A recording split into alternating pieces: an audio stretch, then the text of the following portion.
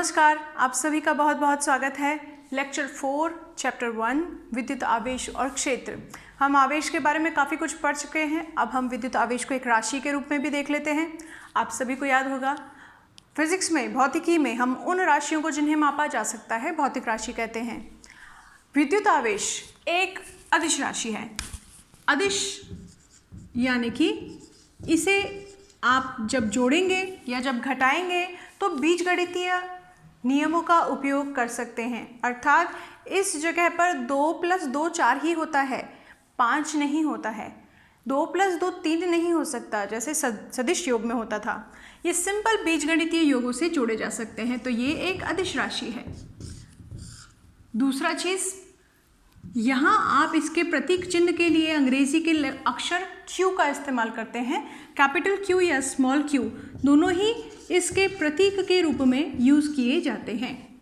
फिर इसका जो SI मात्रक होता है, SI मात्रक किस सिस्टम पे बेस्ड है आपको ध्यान होना चाहिए। MKS पर, M for metre, K for kilogram और S फॉर सेकेंड।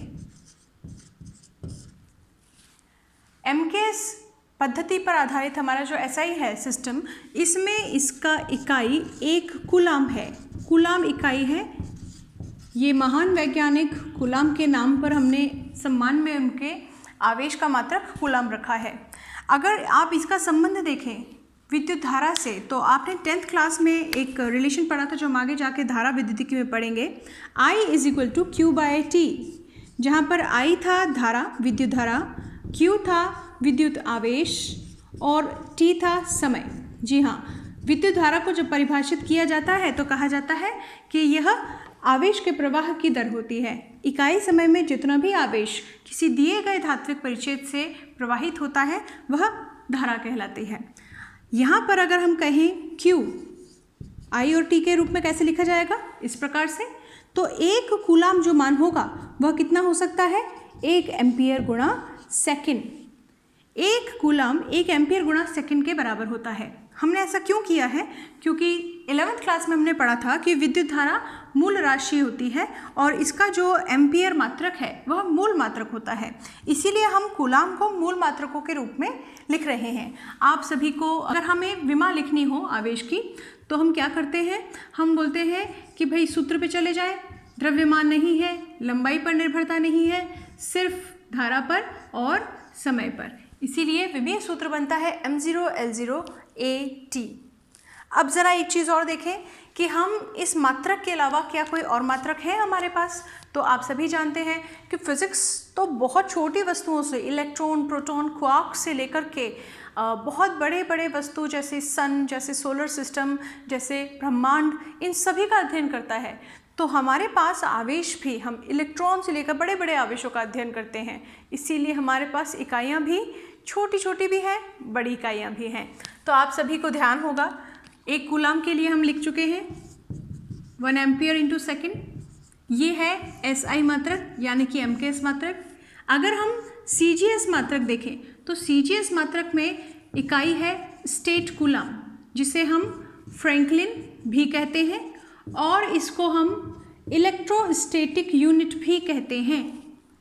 क्योंकि CGS मात्रक SI मात्रक से तुलना में हमेशा छोटा होता है, इसीलिए यहाँ पर भी एक कूलाम का मान यदि हम स्टेट यूनिट के रूप में लिखें तो ये हो जाएगी 3 × 10⁹ स्टेट कूलाम, या आप फ्रैंकलिन लिख सकते हैं या आप इलेक्ट्रोस्टैटिक यूनिट भी लिख सकते हैं। जो सबसे बड़ी इकाई हम पढ़ते हैं वो है 1 Faraday.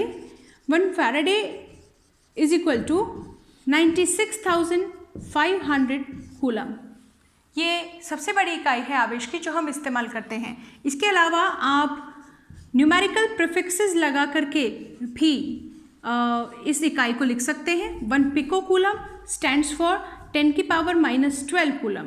1 nano coulomb stands for 10⁻⁻9 coulomb. 1 milli coulomb stands for 10⁻³ coulomb. 1 micro coulomb = 10⁻⁻6 coulomb. ये है आवेश के मात्रक जिन्हें हम आगे जाकर यूज़ करेंगे। तो आइए अब हम पढ़ते हैं आवेश के गुण। सबसे पहला गुण योज्यता का गुण। हमने अभी अभी देखा कि आवेश जो है वह एक अदिश राशि है। अदिश राशि होने के कारण ये बीजगणितीय योग से जोड़े जा सकते हैं। इसके लिए यदि हम कोई निकाय लें और उस निकाय में मान लीजिए 4 आवेश हों, तो इस निकाय का कुल आवेश, क्योंकि ये एक अदिश राशि है इसलिए इस निकाय का कुल आवेश Q नेट इसमें उपस्थित सभी कणों के बीजगणितीय योग से प्राप्त किए जा सकते हैं। बस जब हम इन्हें योग करेंगे तब हम इन आवेशों के ऋण और धन चिन्ह का ध्यान रखेंगे। जैसे कि यदि मान लीजिए Q1 2 coulomb, Q2 5 coulomb, Q3 -4 coulomb और Q4 बराबर 1 कूलम हो, तो टोटल जब आप आवेश निकालेंगे तो ध्यान रखेंगे कि ऋण चिन्ह ऋण के साथ ही रखा जाएगा। मतलब तो हमें जब भी हम इस कुल आवेश का मान निकालना चाहेंगे तो ये ध्यान रखेंगे कि आवेश अपने चिन्ह के साथ ही सूत्र में रखे जाएं। कुल आवेश 2 coulomb plus 5 coulomb minus 4 coulomb plus 1 coulomb होगा। सिंपली आप इनको जोड़ सकते हैं। 2 5 1 8 coulomb minus 4 coulomb is equal to 4 coulomb. तो हमेशा किसी भी निकाय के लिए आप कुल आवेश यदि निकालेंगे तो उसमें उपस्थित सभी आवेशों का बीजगणितीय योग मिल जाएगा। अगर हम एक परमाणु का उदाहरण लें जिसमें जितनी संख्या में इलेक्ट्रॉन होते हैं उतनी ही संख्या में प्रोटॉन होते हैं, क्योंकि इलेक्ट्रॉन और प्रोटॉन पर सेम अमाउंट का आवेश होता है, इसीलिए ये एक दूसरे को कैंसिल कर देते हैं और यहाँ पर जो कुल आवेश आपको मिलता है वह 0 मिलता है। इस कारण आपका जो परमाणु होता है वो उदासीन होता है। मैंने पहले भी फर्स्ट लेक्चर में डिस्कस किया था कि उदासीनता कोई आवेश का प्रकार नहीं है। उदासीनता वह स्थिति है जिसमें कुल आवेश का मान 0 हो जाता है। दूसरा गुण है निश्चरता का गुण। निश्चर जो मान को परिवर्तित ना करे। निश्चर चर नहीं है तो निश्चर है। चर कैसा होता है? जिसका मान समय के साथ रेफरेंस पॉइंट्स के साथ में बदल जाता है। लेकिन आवेश जो है वह एक ऐसी राशि है जो किसी निकाय पर, किसी तंत्र पर निर्भर नहीं करती है, वस्तु के वेग पर निर्भर नहीं करती है। आइंस्टीन की स्पेशल थियोरी ऑफ रिलेटिविटी में हम पढ़ते हैं कि जब द्रव्यमान चलना शुरू करता है तो उसके वेग पर द्रव्यमान निर्भर करने लगता है। m0 यदि विराम द्रव्यमान हो और m' यदि परिवर्तित द्रव्यमान हो तो हम देखते हैं कि इस अनुपात के साथ में द्रव्यमान में परिवर्तन आने लगता है। यानी द्रव्यमान एक ऐसी राशि है जो वस्तु के वेग पर, चूजन फ्रेम पर जो हमने तंत्र का इस्तेमाल किया है उस पर निर्भर करती है। लेकिन आवेश को जब देखा गया तो आवेश चाल पर या तंत्र पर निर्भर नहीं कर रहा था, इसीलिए आवेश के लिए कहा गया कि वह एक निश्चर राशि है और वस्तु के वेग पर या वस्तु जिस तंत्र से प्रेक्षित की जा रही है उस पर निर्भर नहीं करती है। यह आवेश की निश्चरता का गुण है। आवेश का तीसरा गुण जो हम पढ़ने जा रहे हैं वो है संरक्षण का गुण।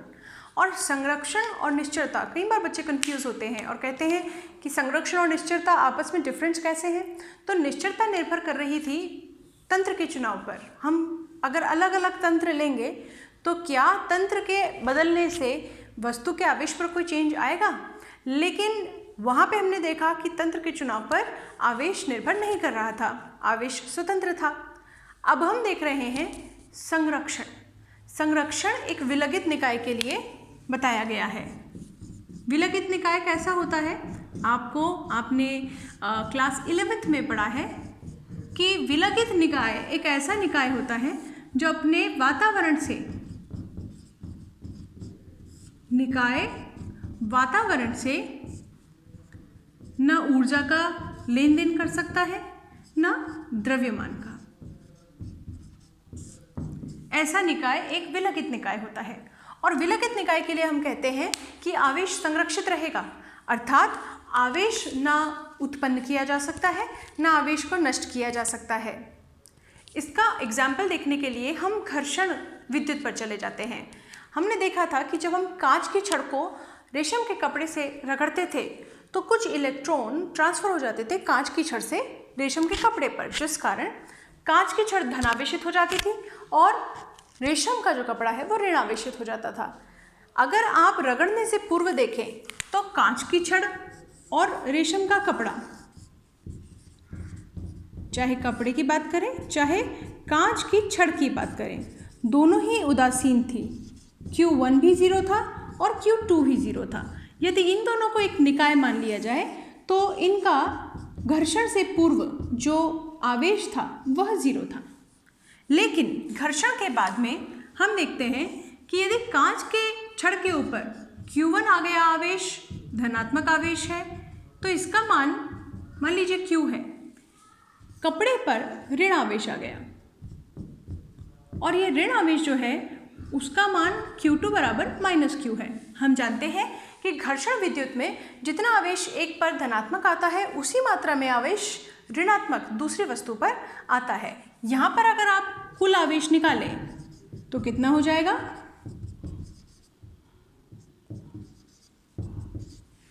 अर्थात घर्षण से पूर्व की स्थिति में भी आवेश शून्य था और घर्षण के बाद की स्थिति में भी आवेश शून्य रहा। तो यह एक विलगित निकाय के लिए हम पढ़ रहे हैं कि जहाँ पर आवेश चाहे घटनाएं कुछ भी घटी हों लेकिन हमेशा कैसा रहता है, उसका मान नियत रहता है। इसका पहला एग्जाम्पल हमने देखा घर्षण विद्युत के रूप में। दूसरा एग्जाम्पल हम देखते हैं युग्म उत्पादन के रूप में। इलेक्ट्रोमैग्नेटिक विकिरण गामा ऊर्जा के साथ में प्रक्रिया घटती है तो एक इलेक्ट्रॉन उत्पन्न होता है और साथ ही में इलेक्ट्रॉन का एंटी कण पॉजिट्रॉन, इन दोनों का युग्म साथ में उत्पन्न होता है और इस प्रक्रिया को हम कहते हैं युग्म उत्पादन की प्रक्रिया। अगर आप इसे ध्यान दें तो युग्म उत्पादन होने से पहले कुल आवेश शून्य था और युग्म उत्पादन होने के बाद भी कुल आवेश शून्य है। यहाँ पर भी आवेश के संरक्षण का हम एग्जाम्पल देख सकते हैं। यहाँ पर एक मज़ेदार बात यह है कि पॉजिट्रॉन इलेक्ट्रॉन का एंटी कण है और एंटी कणों का आपस में गुण ये होता है कि जब कोई कण अपने एंटी कण से मिलता है तो वो एक दूसरे का विनाश कर देते हैं। और चौथा गुण है क्वांटीकरण का गुण। क्वांटीकरण क्या कहलाता है? देखिए, जब भी किसी वस्तु का आदान प्रदान A और B आपस में किसी वस्तु का आदान प्रदान कर रहे हैं और वह आदान प्रदान हमेशा किसी नियत मान में होता हो, आदान प्रदान किया गया एक ऐसी राशि का जिसका मान कैसा है, नियत है, इस लेन देन की प्रक्रिया को क्वांटीकृत कहा जाएगा। जिस कण का या छोटी वस्तु का, जिस नियत वस्तु का ये आदान प्रदान करती हैं उस वस्तु को क्वांटा कहा जाएगा। और जो ये राशि है जिसका आदान प्रदान एक फिक्स्ड वैल्यू में किया जा रहा है उसकी प्रकृति क्वांटम प्रकृति कहलाएगी।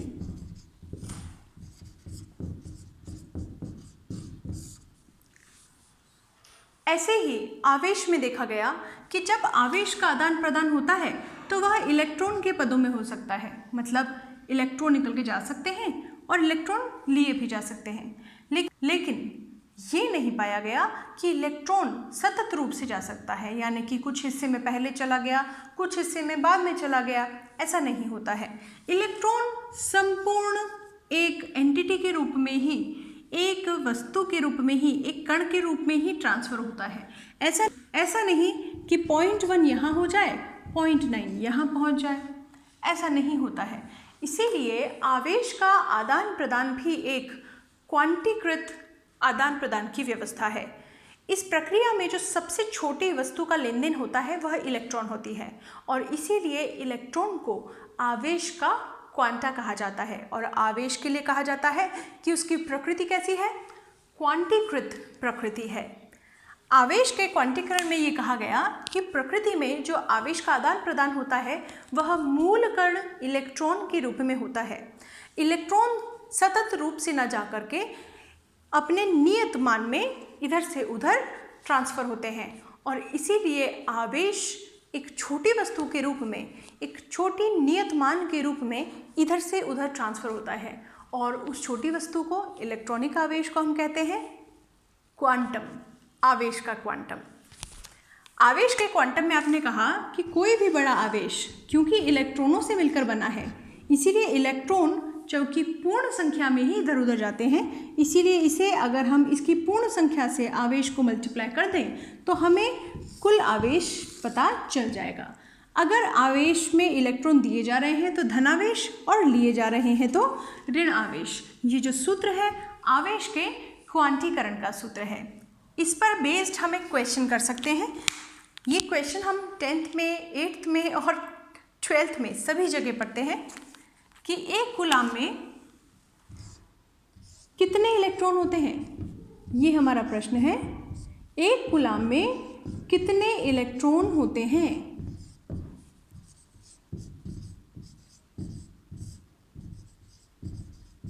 देखिए यहाँ पर जो बड़ा आवेश है वो है एक कूलाम। ये हमारा सॉल्यूशन है। Q दिया गया है हमें एक कूलाम और इलेक्ट्रॉनिक आवेश हमें पता है 1.6 गुणा 10 की घात -19 कूलाम होता है। हमें पता लगाना है कितने मतलब आपसे पूछी गई है संख्या, n बराबर कितने हैं। तो हम कहते हैं क्वांटीकरण के गुण से हम लिख सकते हैं कि आवेश का मान कितना है Ne, क्योंकि हमें सिर्फ संख्या निकालनी है इसलिए हम प्लस माइनस में नहीं जा रहे हैं। Q का मान 1 कूलाम और इलेक्ट्रॉनिक आवेश का मान 1.6 गुणा 10 की घात -19 कूलाम। ये जो राशि है जब हम इसको सॉल्व करते हैं तो ये वैल्यू हमें मिलती है 6.25 × 10⁻18 इलेक्ट्रॉन। तो आज हमने पढ़ा कि आवेश के गुण क्या क्या होते हैं और आज हमने ये भी पढ़ा कि आवेश की इकाई मात्रक आप क्या यूज़ कर सकते हैं। जाते जाते हम एक छोटा सा कॉन्सेप्चुअल क्वेश्चन भी देख लेते हैं। देखिए, हम जब विद्युत स्थैतिकी पढ़ रहे हैं तो जो आवेश है वह घर्षण के कारण हमने इसको उत्पन्न किया है और आवेश की विशेषता है कि वह स्थिर है, वह चलता नहीं है। जैसे एक छोटा बच्चा होता है, जब वो पैदा होता है तो वो एक ही जगह पे पड़ा पैं पैं करता रहता है। वैसे ही आप ये समझ सकते हैं, इस तरह से एनालॉग कंडीशन में जा सकते हैं, ऐसा मान सकते हैं कि जो आवेश है वो कैसा है, शिशु आवेश है, इसे चलना नहीं आता। लेकिन जैसे ही हमारे आवेश को चलना आने लगेगा हम कहेंगे कि आवेश अब धारा बन चुका है, आवेश प्रवाहित होने लग गया है और तब हम धारा विद्युत पे चले जाएंगे। स्थिर आवेश की विशेषता होती है कि यह अपने आसपास एक विद्युत क्षेत्र बनाता है और चलते हुए आवेश की, प्रवाहित आवेश की धारा की विशेषता होती है कि वह अपने आसपास एक चुंबकीय क्षेत्र भी उत्पन्न करने लगती है। लेकिन यदि यह जो वेग है, जो चाल है, वह परिवर्तनशील हो अर्थात त्वरित हो, अगर आवेश त्वरित गति से चलता हो तो वह अपने आसपास विद्युत क्षेत्र और चुंबकीय क्षेत्र के साथ साथ विद्युत चुंबकीय विकिरण भी देने लगता है। ये सारी चीज़ें हम क्लास 12th में पढ़ेंगे और इंटरेस्टिंग फैक्ट्स के लिए हमारे साथ जुड़े रहिए। Thank you very much. नमस्कार।